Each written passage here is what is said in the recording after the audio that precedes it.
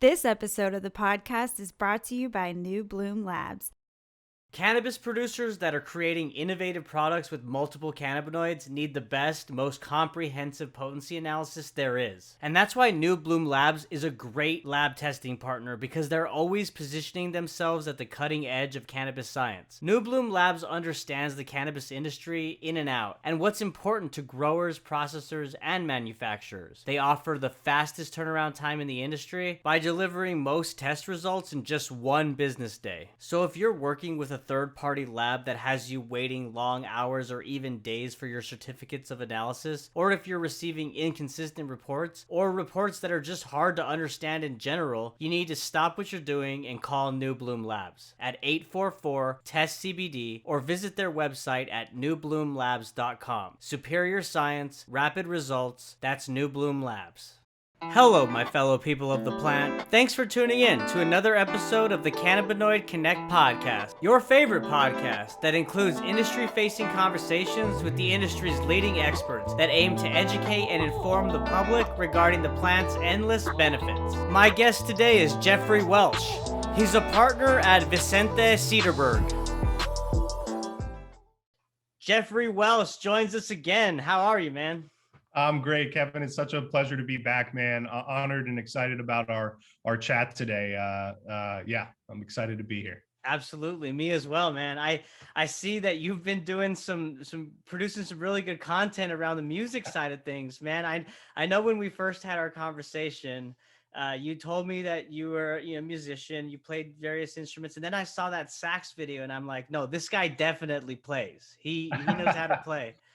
I appreciate it, man. No, it's it's been one of those situations where, throughout the course of quarantine, my whole family is from the East Coast and a lot of them live there. So, people would reach out, on a weekly basis, my friends from college and high school, and, kind of be demanding content, right? Hey, we miss hearing you play. We can't hear you perform. And so it's been a really nice opportunity for me to kind of sharpen my skills before the pandemic's over.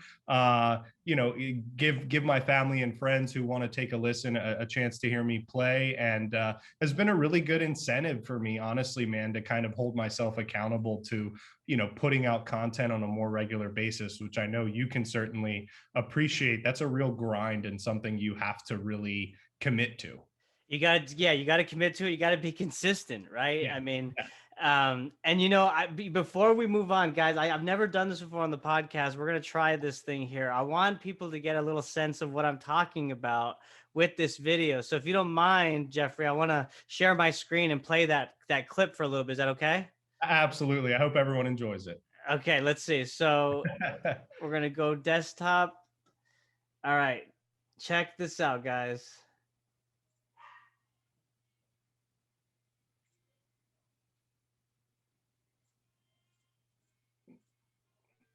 Can they hear it? Can you hear it? I can't hear it. You can't, or you can? I can't. Okay, yeah, I can too. So I think that we're good. Okay, cool. Yeah.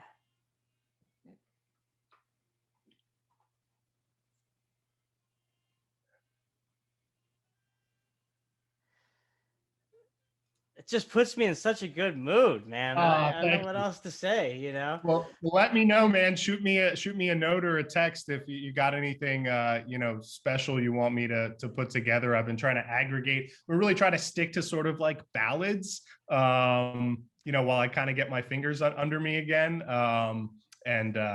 It's interesting. I'm sure you feel the same because you have to listen to yourself, talk a lot while you're editing videos. But I've had to get used to it.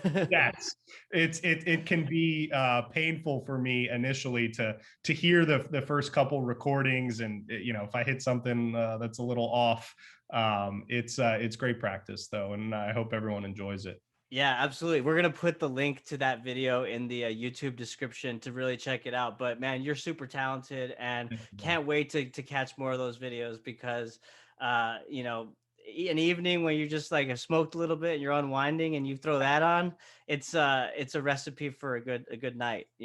Appreciate it, man.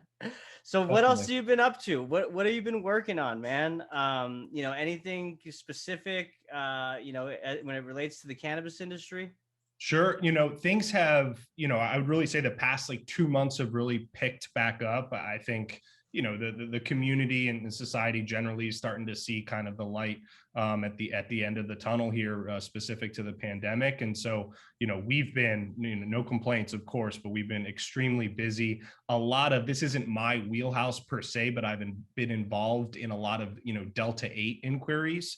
That's a real sort of hot topic for a lot of our clients right now who are looking to differentiate themselves. They might be active in the THC space and are looking to get involved, in the hemp space, or open up more regular distribution channels for themselves. The entertainment side of things is definitely picking up. I think part of that is the advent of, seeing more, entertainment based or celebrity based brands, which I know we're going to talk about today. So certainly, the entertainment management world and agency world is definitely back to, reaching out to me regularly, which is exciting. And I know we'll sort of talk about the evolution of that side of things. And, on the sort of the core business side of things, applying for licenses, applying for trademarks, all of that is keeping us busy too. But, we're very, very fortunate. Also the advent of, New Jersey officially legalizing and New York getting closer and closer. We do have a New York, and we just opened a New Jersey office. And so there's a lot of interest in those markets. And I'm really excited being, from outside of Philadelphia originally. My family, would take vacations to the Jersey Shore all the time growing up. So I feel like, Atlantic City, sort of mini Vegas, if you haven't been there, is going to be a really, interesting opportunity. And I think a really solid market there for Jersey. Yeah, no, awesome. You laid that out perfectly, because we'll kind of touch on each of those topics. One more thing to add, I would say, is I know that the law firm that you work for, Vicente Sederberg, which is one of the leading, if not the leading, cannabis law firm in the country, right? You're the founder, Christian, and y'all are participating in the United States Cannabis Council as well. I think y'all are founding, or he's a founding member. That's right. And, Christian is, certainly, one of our, if not our, main fearless leader. And that was really our mission, from the outset. Just a reminder for anyone who doesn't know my history, right? I joined Vicente Sederberg at the end of last year. And so, it's been a relatively, I'm one of the newest partners to the team, but, Christian and Brian Vicente and Josh Capel, the founding partners, have all really, spearheaded, meaningful change at, the state and federal level. They penned the bill in Colorado, back in 2010, 2012, for adult use. And, we're doing the same thing now. And so, we were pretty meaningfully involved, with the Biden-Harris campaign. And so, fortunately, we have a seat, and Christian, has a seat at the table, talking with policymakers to ensure we get this right, whatever this, federal bill ends up looking like that passes, hopefully in the not too distant future, that we can make sure that there's actually meaningful conversations being held, so we can implement, sensible, it's never going to be a perfect bill, Right. particularly at the outset.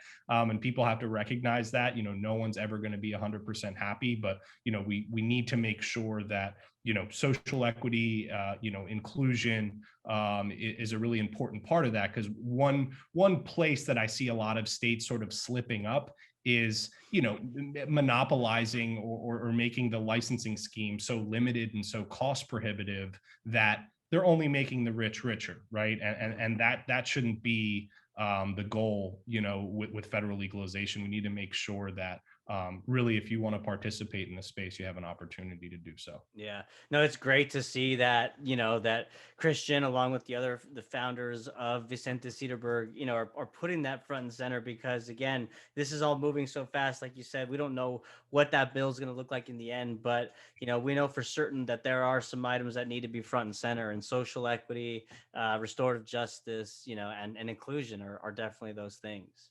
Absolutely. So it's for me, I can't pretend like I have a tremendous amount of involvement on that side of things in our firm, but it's just such an honor to be part of a team that's really, thought leading at the highest level. it helps reinforce that I made the right decision when I joined here, recently. Absolutely. No doubt about it, man.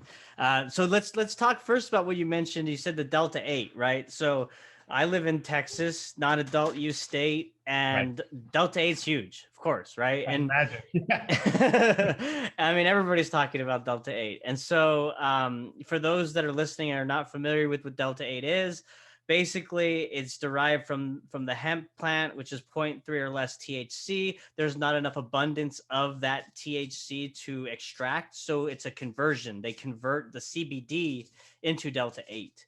And from what I've gathered, there's either you can do that synthetically, that conversion, or you can do it naturally occurring. You can do it a natural way. So what are you seeing on the legal side, Jeffrey, when it comes to Delta 8? And like, are people up in arms with this thing? Because it's a way that you can, get those psychoactive properties from THC in states where it's illegal.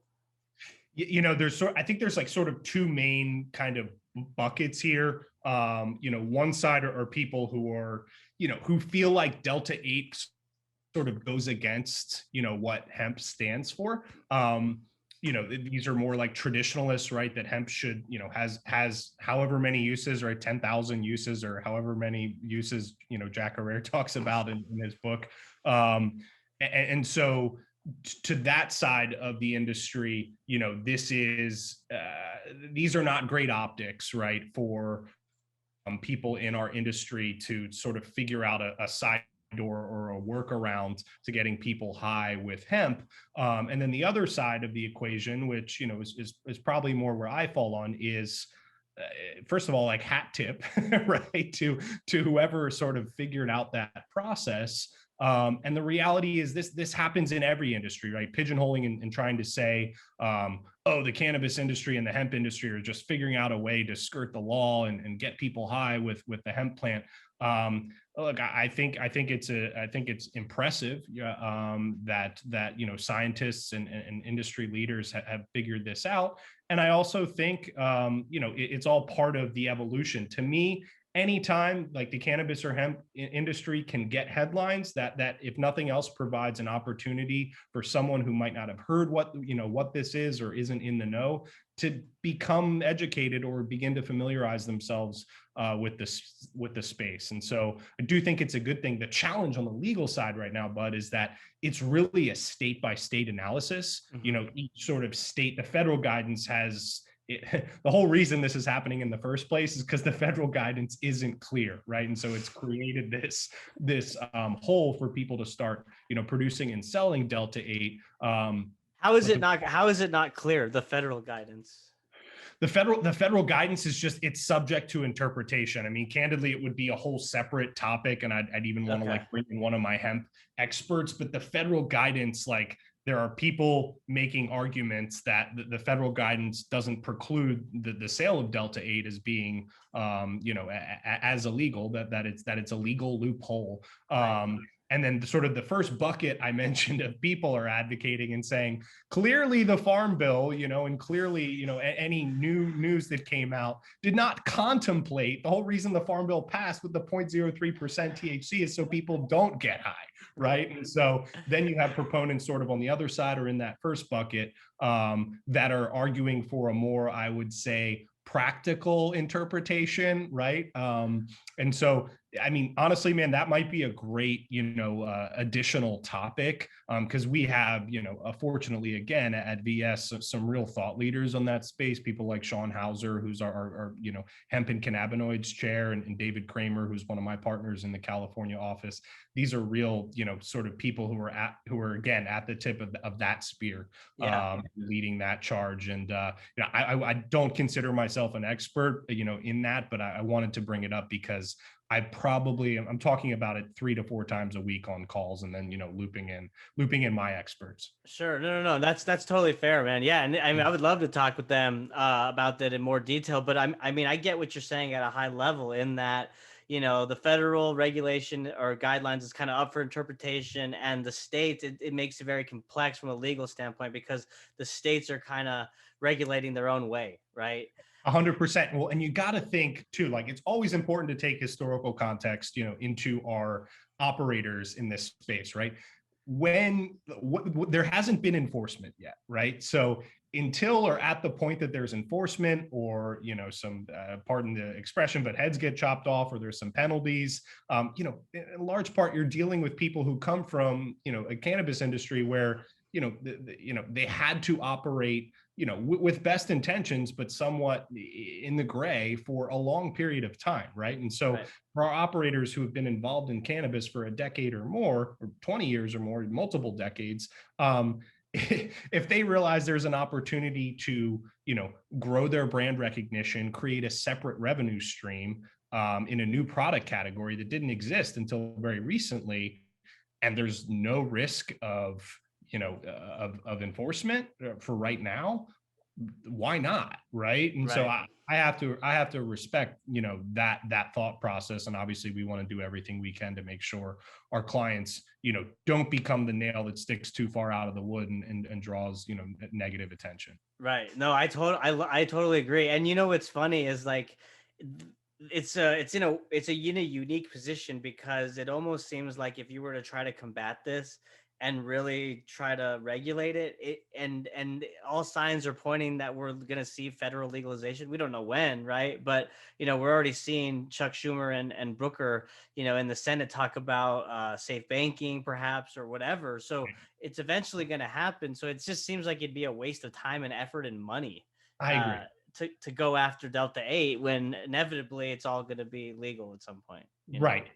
And well, and again, yeah, 100%. And also consider, where cannabis is from an enforcement, policy perspective. It's as low as it can get, right? And so there might be, kind of like we saw with consumable CBD, right? There might be some targets, but people with consumable CBD, got targeted if they made wildly inappropriate health claims, right? I believe there were some companies that said, CBD can prevent you from getting COVID, right? Like that's a no-no, Right. right? Or if you say it's going to cure cancer, right? And so I can see the FDA relying on on inappropriate health claims Sure. to target some enforcement. But that's common sense, to me, right? So stay away from making claims if you're into, if you're watching this and into producing, want to produce Delta 8. This isn't official legal advice, but certainly make sure your health claims are not inappropriate.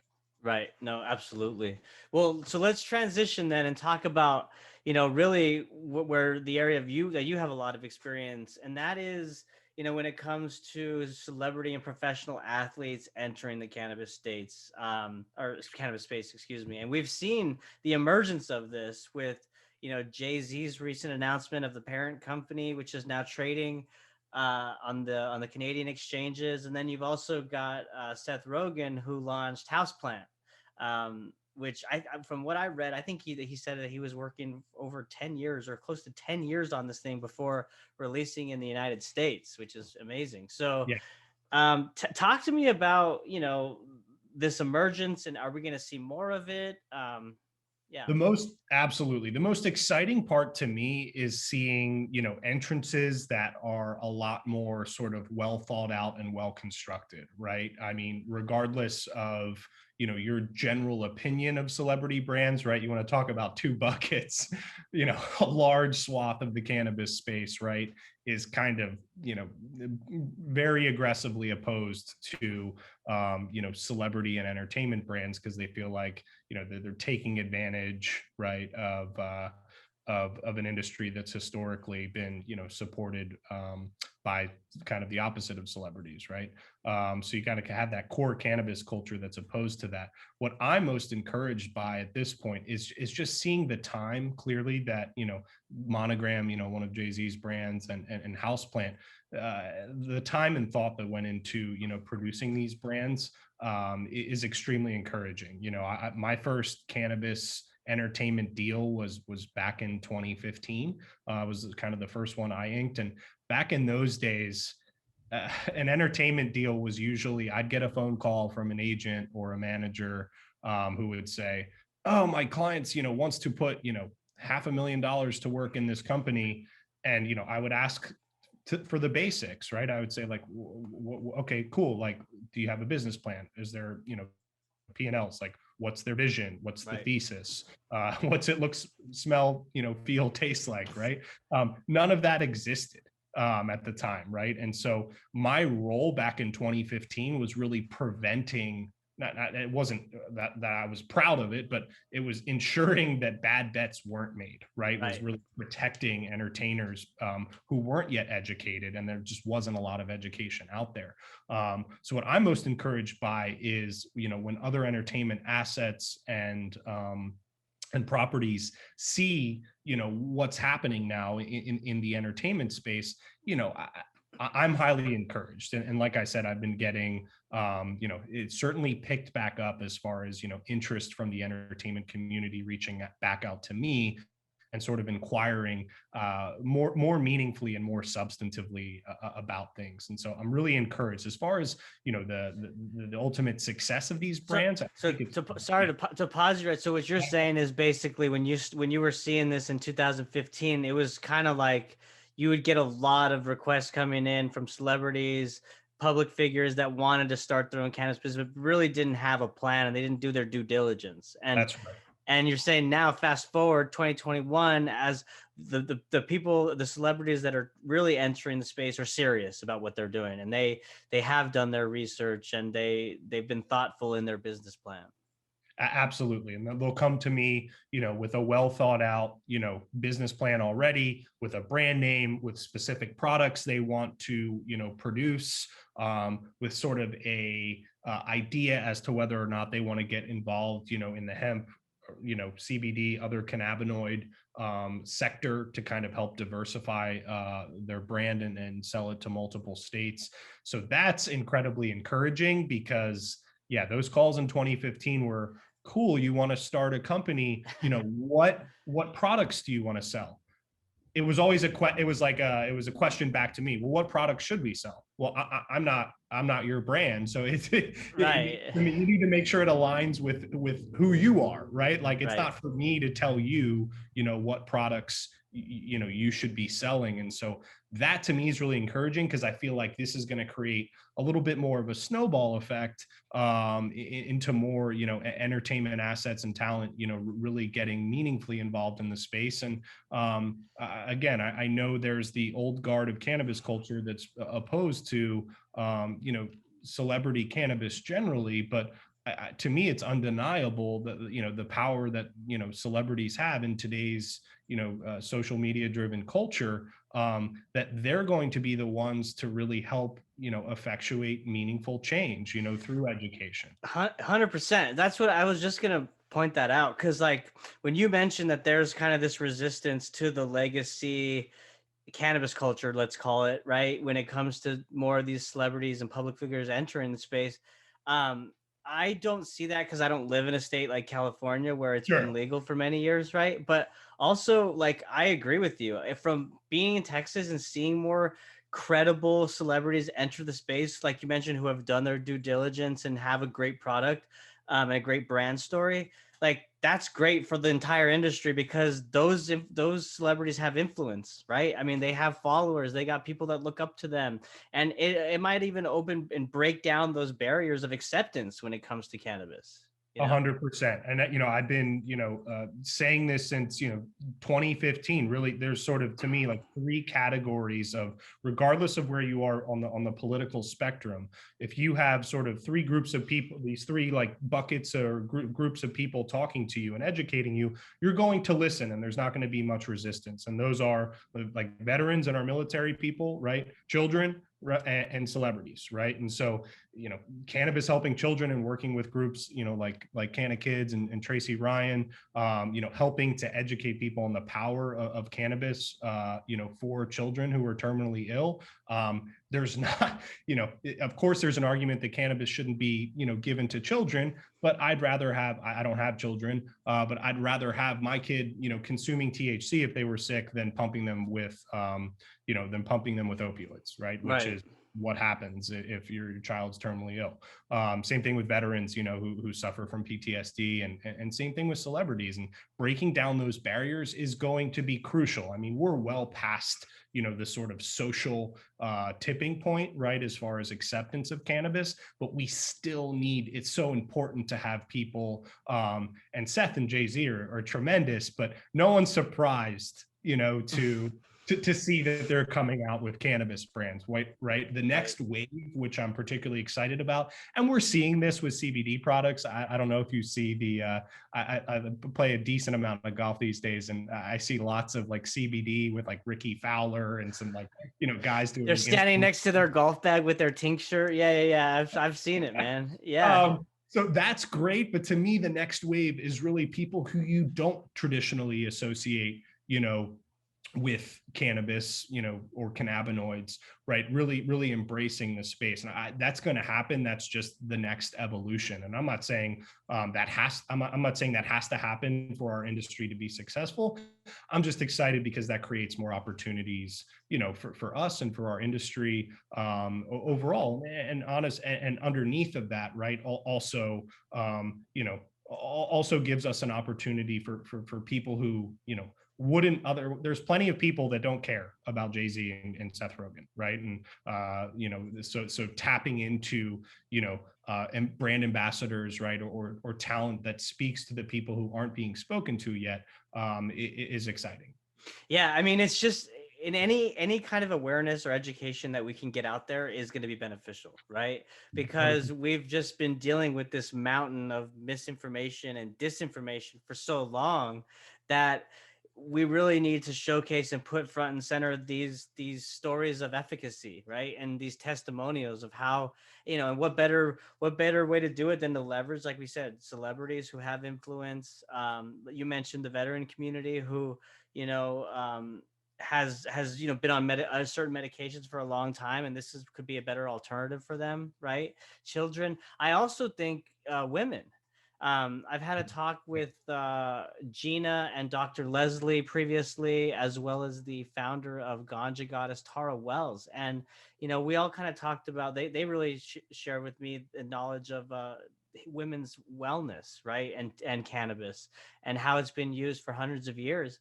And so I think that there would be another, strong voice as a collective group to help advance the acceptance, because Absolutely. we know women juggle a lot. I mean, they're mothers, they're working full time. There's a lot of different things that they're juggling. So why not have an alternative like cannabis? Absolutely. Yeah, no, that moving forward is a fourth group that I, absolutely have to include. And, talking about the brands we're talking about today, I mean, I would argue, houseplant kind of, is sort of gender neutral. Monogram to me is not gender neutral. It's very masculine. But Seth Rogen and Jay-Z, not women-led organizations, right? And so, Sure.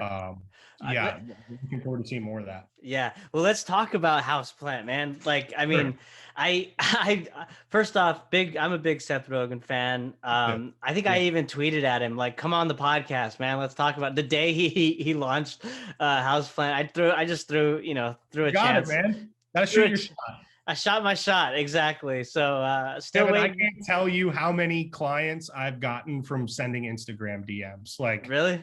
I mean, it's one of the most, to date, one of the most effective. Now, I mean, it's like selling something, right, via telemarketing. If you're batting 200, you're doing all right.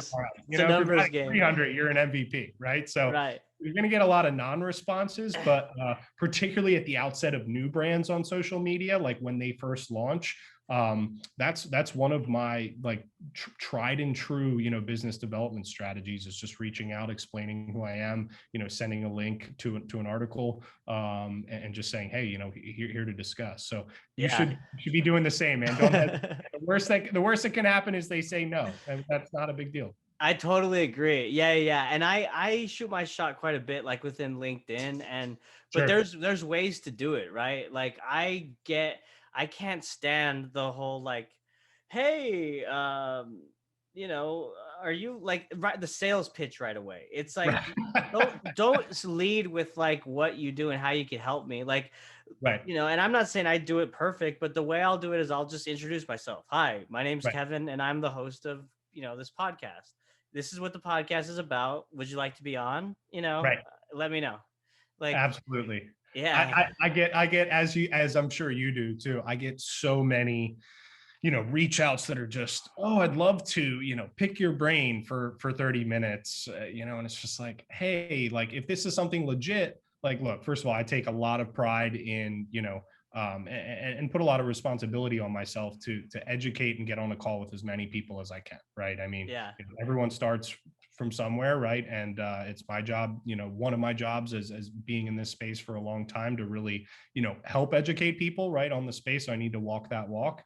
But at the same time, there's a way to do it, right? And so right. yourself on your services and the cost of those services in a LinkedIn email when we've never spoken on the phone is that's no good. Yeah, it's almost like like you said, it is a numbers game. Everyone knows that, but you're treating that person like a number when you lead when you're unauthentic, So, but yeah, like I'll continue to shoot my shot. I think it's great advice. I'm gonna continue to take it, and maybe Seth will reach out. But I like his brand seems so cool to me because I've followed him for some time now on Instagram, and he's been very fascinated in the ashtrays that he Yes. collects from different countries, right? And different lighters that he uses that are very unique.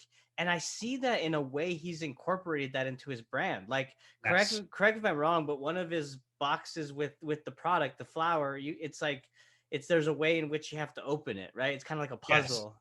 So Yes. Well, and he's got so, I love that because he's adding, look, any brand that comes out, these days, if you're just putting out flour with a new label on it, that's not going to move the needle. Right. So, the fact that he's that they're differentiating themselves with like the accessories that are beautiful, right? Like the yeah, ashtrays, and he's gotten so into pottery and he's really good at it he now. is. Yeah.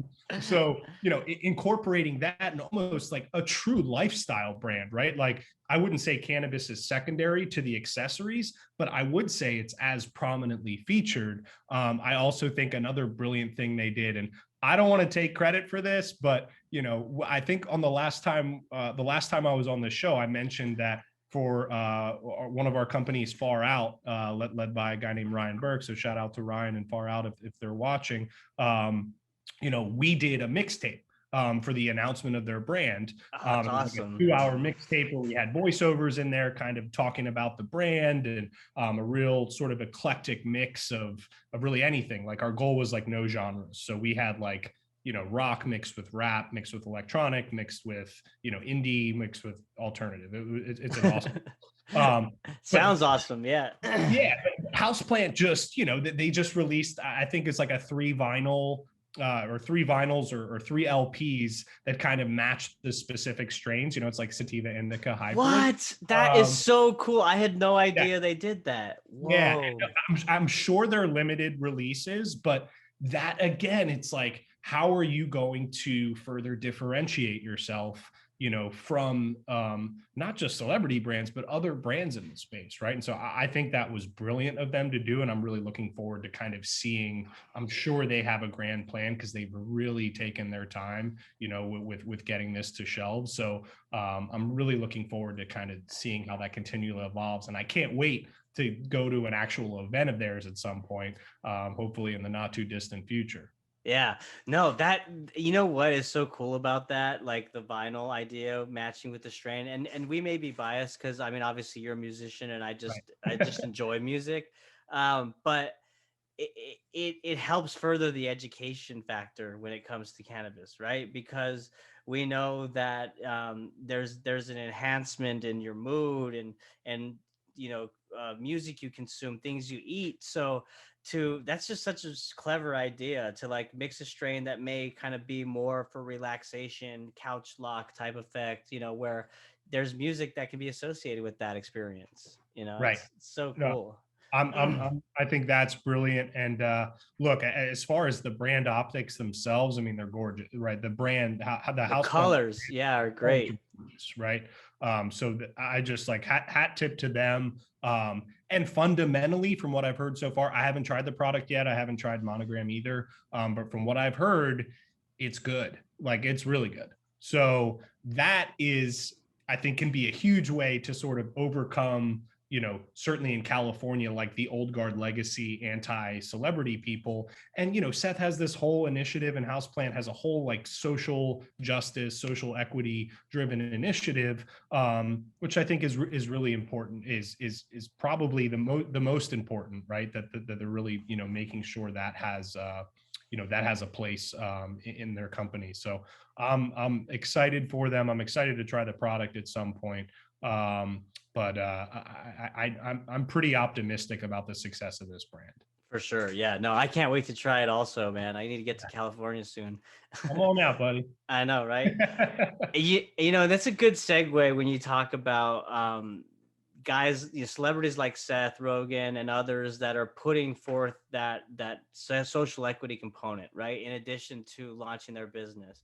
So important. And, it's great to see more companies, MSOs doing that here in the States due to our history. But, when we think about like athletes, right? And we see sports leagues like the NBA, who's very progressive, the NFL, right, when it comes to racial injustice and other things. What role can sports leagues, athletes, and celebrities, entertainers in general do to advance the education awareness around restorative justice and social equity in cannabis? I think that's a great question. I think we can really sort of take, our industry can take cues from the NBA in particular. There's been a lot of, NBA guys like LeBron James, right? Who, his thesis, right, with his company is like, or I think his whole, like, he has a separate brand called More Than an Athlete, right? And so I think taking cues from, leaders in other sectors and really utilizing their platform. We work with the Last Prisoner Project, and I just started recently working with Corvain Cooper, who was recently He's a pardoned. great guy. He was just on my podcast. Yeah, it was great talking with him. His story is incredible, man. Just 10 So years in prison from somebody just calling him in, basically. He saying right, he was an accessory. right.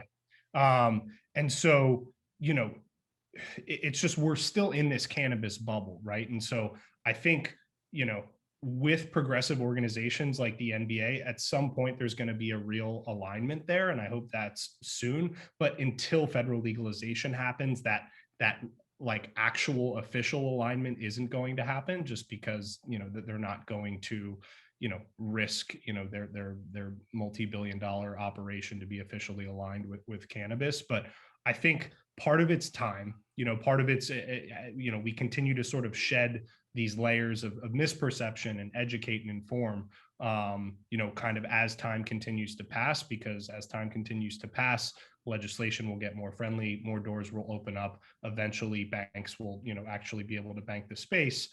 Traditional investment comes in, then cannabis has the same type of money, right, as traditional, brands, and can then afford to advertise on, real events like the Super Bowl and things like that. But I think, cannabis still is in this bubble, right, where we as a community are doing the very best we can to get this information and education out there. But we're still, it's just this bubble, right? So sometimes it does feel like an echo chamber, because when I go on my socials and see a new amazing documentary that just came out, I might see it 7 times on my timeline in one day, right? But how many people outside of our bubble are actually seeing that? I don't know, right? And so to me, yeah. Well, that's a good point. I want to pause you because there's a perfect example of kind of how I think the message is getting outside the bubble now. I don't know if you saw on Twitter, governor from Nebraska, saying that if you legalize marijuana, you're gonna kill your kids. That's literally his quote. He said that, and I'm not even pulling it out of context. No, And I so, know. I saw it. but here's the thing, right? Is like when you talk about our bubble, you're so right. Because I'll log on to Twitter and I'll just be yucking it up with everybody that's talking about cannabis, right? And we're Right. all Right. on the same page. But that statement really, to me, kind of went outside that bubble, because even people that aren't like using cannabis or don't even necessarily agree with it or whatever, they, if they have any like experience in terms of being around it and understanding what it does, you would know it doesn't kill you, and you Right. would know Right. that there's never been a death recorded, right? Right. so Right. so my point is that like these people who oppose these politicians are really going to need to change their playbook at this point, I think, if in fact it's not ignorance and if it's for bad intentions, right? And if they're trying to protect Right. certain interests, those claims aren't going to work anymore, because Right. the average person, even if they're not a consumer, knows that that's incorrect.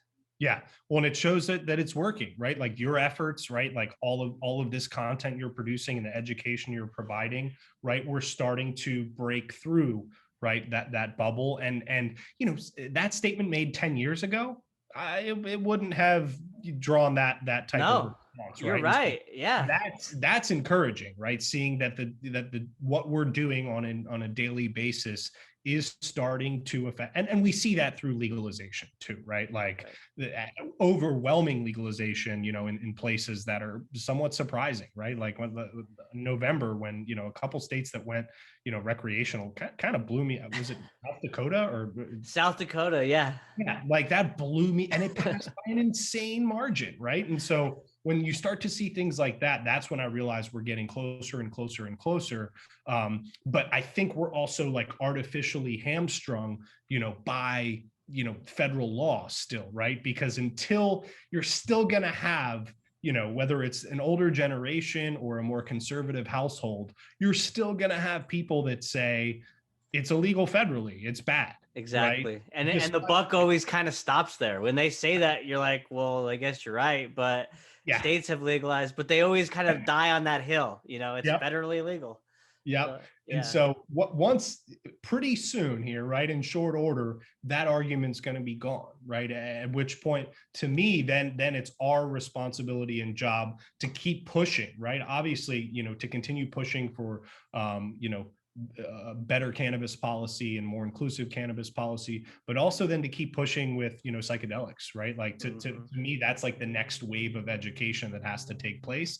And I think it's going to be maybe a slightly more uphill battle, but if you told the nation 20 years ago, right, that and showed them how many states had legalized recreational cannabis in 2021, I don't think many people would have believed you, right? And so again, it's about education, it's about shedding the stigma, and it's about just kind of a little bit of a broken record, right? Every single time I go home, right, I'm going to a wedding in June, back home in Philly. My cousin's getting married, and Nice.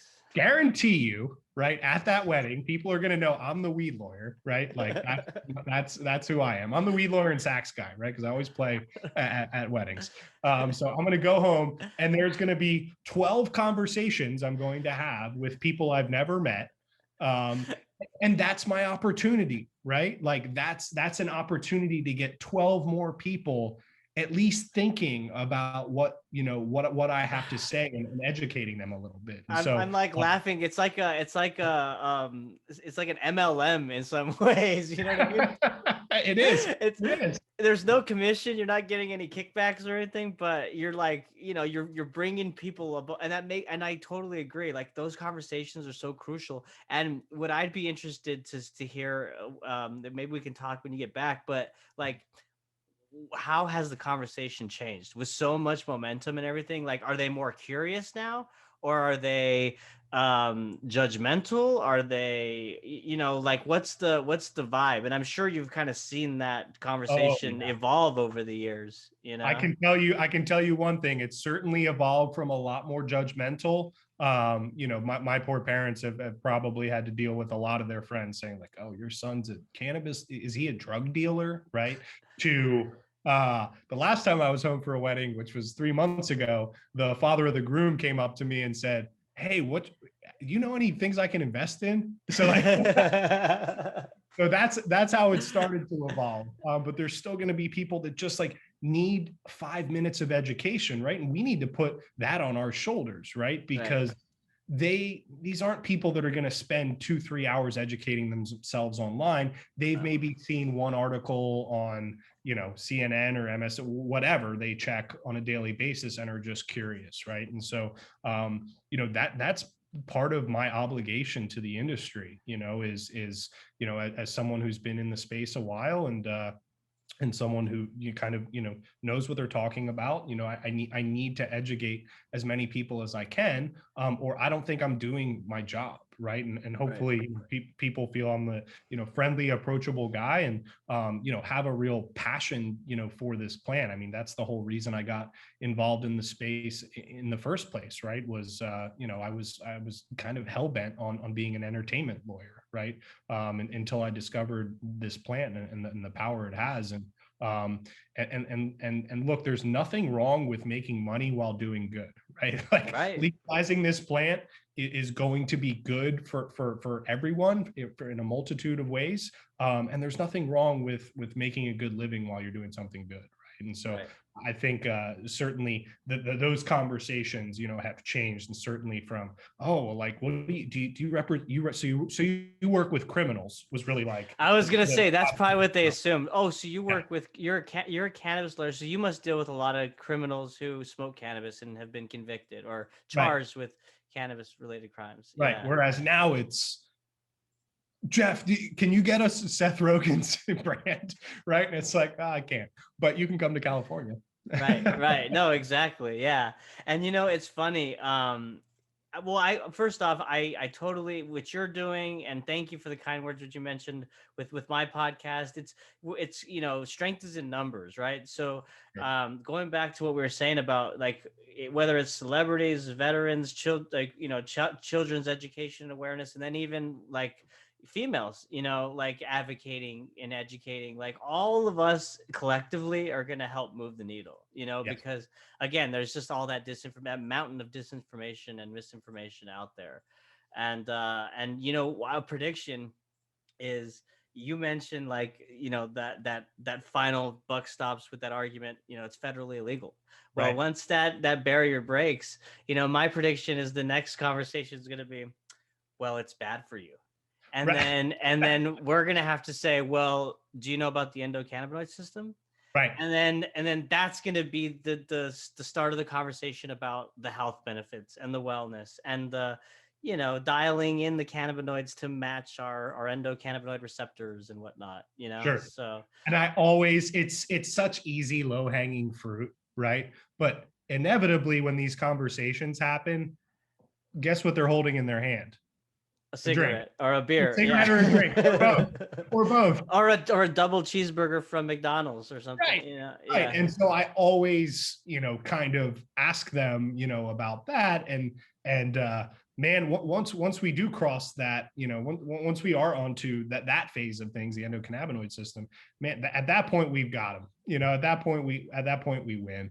And I mean, talk about something I wish, we could all be educated on, just generally growing up, right? I It would know, be nice right? if public education included the endocannabinoid system in some way, shape, or form, or even at the college level, somewhere, because I remember reading, about it the first time, 10 years ago, probably. And I didn't think it was real, because at the Someone time, told me, and I thought the same thing. I was like, "You're making this up. Like, you're right, trying to justify why you like smoking weed so much, right, and and you're right, trying to make it healthy, but right. it's legit published. Google endocannabinoid system. It exists. It's a thing. Absolutely. And Yeah. yeah, man, it's just I'm excited to continue to play a very, very small role, in that process. And massive hat tip to you and everyone else who's out there producing this content on a daily basis, because you're equally responsible for reaching outside of that bubble as anyone else, man. And that's huge. I appreciate you saying that, Jeffrey. I mean, hey, we're only doing what we can do. This is our skill sets, so we gotta just Right. go balls to the wall with it. And so, Right. I wanna leave the floor before we wrap up. I want you to talk about kind of future outlook, when it comes to celebrities, entertainers, and you talked about phase two, right, of the celebrities kind of entering, and how you're going to be able to add value and kind of help them navigate these waters. The next phase to me, and I think we'll even start to see this as soon as this year, but maybe next year, once music really gets back up and running, and once everything is open, completely open again. To me, the next phase is seeing advertisements like seeing co-branded tour advertisements with cannabis brands, right? And one of the challenges to that to date has been that's really been just cost prohibitive, but also these entertainment properties, larger entertainment properties, Live Nation, et cetera. They haven't wanted to have cannabis activations, which I respect, because if they're doing a cannabis activation, it likely means they can't sell alcohol. And the money they derive from alcohol at any tour is way more than they would derive right now from cannabis. And also, as you and I both know, if people are going to smoke weed at a show, they're probably going to bring their own weed. Right.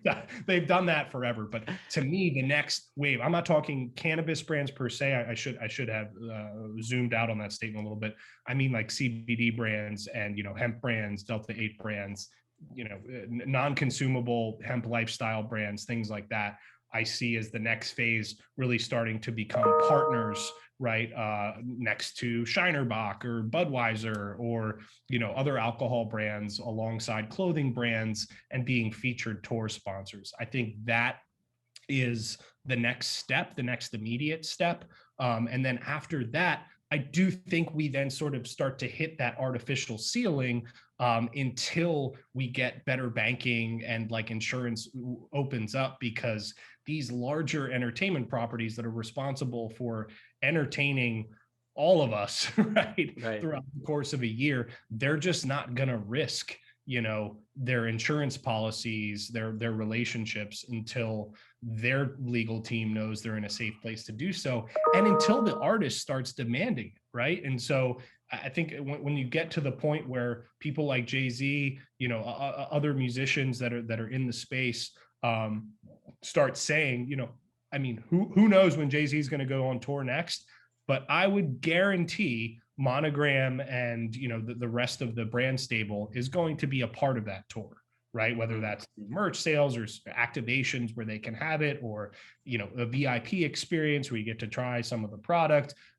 That's the next wave, and I think that really begins to normalize things to people who aren't in our bubble, right? When they start to see cannabis and hemp brands alongside other traditional brands, I just think part of this is like repetition, right? When you start to visualize seeing cannabis next to alcohol, next to clothing, next to lifestyle, you're going to start to, it's almost like it's just an effect it's going to have on your psyche, and you might not even realize it, right? But that I think visual reinforcement and actual activation, Cookies did that at Outside Lands, but the Cookies activation at Outside Lands was secluded to like a VIP section, right? So it wasn't throughout the entire festival. So yeah, that's what I see as being next. Yeah, no, I totally agree with you. The visual reinforcement is going to be key. And when you talked about, eventually we'll be in a position where we'll see ads during the Super Bowl, that are related to cannabis brands and whatnot. It makes me think about I've recently saw what Jay-Z's was it Monogram that put up those billboards that talked about all these different outdated laws in various states, yet cannabis is still illegal federally. I believe it was Monogram. Yeah. Or it could have been one of the parent companies, but yeah. It might have been, one of the parent companies. But man, I gotta tell you, it was so powerful because I think one of the statements was legal to have sex with your farm animals or something like that, but cannabis is still illegal. You know what I'm Right. saying? So, and I know that that's a crazy example, but that's the point of those ads, is to just show Right. that there's such absurd, outdated laws that are currently out there at a state level, and yet cannabis is still seen as this evil plant. You Yeah, know? well, and shock value works sometimes, right? Like you Right. have to. How do you get through the white noise that is our current, sort of society as it relates to consuming content? Sometimes you have to be bold, right, to sort of break through that noise. And huge hat tip to them for being willing to do that and say those things. I do wonder if sometimes that could create like a bit of a polarizing effect. But I don't think they care. I think the goal of that was to intentionally, kind of shock, certain people. And again, I think it's wonderful. Yeah. And I think it's important, because there are plenty of laws out there that make no sense Right. whatsoever. And so, having laws prohibiting, personal liberty and freedom specific to the consumption of the plant is also ridiculous. Yeah, well, and when you think about brand marketing, advertisements, it's about tone, right? Yes. And like with those ads, you can feel the anger and frustration and of just the same kind of rhetoric that we've been told for so long. Like Right. and it really kind of just comes through in those ads. I could just tell. And again, going back to that example with the governor from Nebraska, people's reaction kind of shows the same thing, right? Right. People are just kind of tired of these outdated laws when it relates to cannabis. So Absolutely. Well, and I'd like to see, as sort of a complement to those types of advertisements, I'd also like to see organizations who are making those statements also sort of show there's so much negative in the world, right? Like no matter where right. you and I agree, it's very accurate and on point, but it's also like skewed to negative, right? As far as like the message overall. So I'd like to see that complemented with something positive, like, Sure. hey, we're giving 10% of our gross sales, to, these, 3 recently freed, cannabis prisoners whose shoulders we stand on, operating in this industry, right? And so I'd like to see that counterbalance, because I know for me personally, like, because work is so heavy enough, right? And there's plenty of stress already in our daily lives. Like if I see something negative on the news, I'm likely to turn it off, just because like once I'm in content viewing mode, like I want to be reinforced with like something positive and encouraging. It just helps. No, I think you're spot on with that. I mean, we have to be careful with what we consume, and that's information online, and what we're subscribing to and whatnot. And any time that you can avoid negativity, I think is a good, because as you mentioned, we live in a world where that we're inundated with the negativity every day, especially within the news. Which I tend to I don't I try to avoid the mainstream media news as much as possible, because of that. So Same boat, buddy. yeah, Yeah. I'm with you, man. I'll hear about it on Twitter. Yeah. Hey, well, is there anything you want to leave the audience with before we go? Just look, we're about to get out of this, crazy difficult year. Just like a little personal reminder, let's be good to each other. Let's appreciate each other. As we sort of exit this pandemic and things normalize again, I think for me personally, it was a time of, great reflection. And I'm really trying to take the lessons I learned personally about myself, into this new world, right? Of normalizing things again. And so I'm really trying to, ensure that I'm the best person I can be to, my family, friends, and loved ones. And I'm certainly going to appreciate seeing and spending time with them even more than I did before. And so just a message of love, man, is be good to each other, and let's enjoy and appreciate each other, and let's keep doing what we're doing so we can, continue to effectuate the change we are. And it's awesome to be back, buddy. I really appreciate you spending time with me today. And I'll excited you enjoy the music, and there'll be more to come for sure. Yes. Well, that's what I was gonna say. Where can people find you on Instagram so they can check out those videos? Sure. My Instagram handle is JD Welsh, WELSH. And then, I've been posting on YouTube now, and, I have a SoundCloud. So if you look up my name, I don't have like a DJ name or performance name. I just stick to my name. It's just easier that way for me. So JD Welsh is my Instagram. But, I'm on YouTube and SoundCloud, same Jeffrey Welsh. That's where you guys can find me. And yeah, I'm gonna be sticking to like kind of like ballads and feel good stuff for right now. But if you got anything specific, man, you want me to cover, reach on out and I'll get it done for you. Oh, I'm gonna take you up on that, Jeffrey. Thank you. Yes.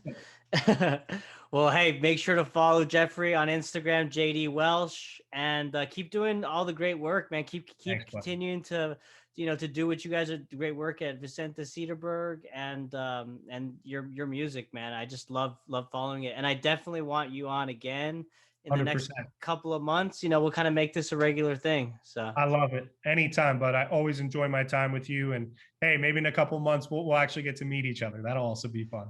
that would be great. Yes. All right, man. Appreciate Right your on. time. Well, thank you so much, and thank you all for listening. Thanks, Bye. guys.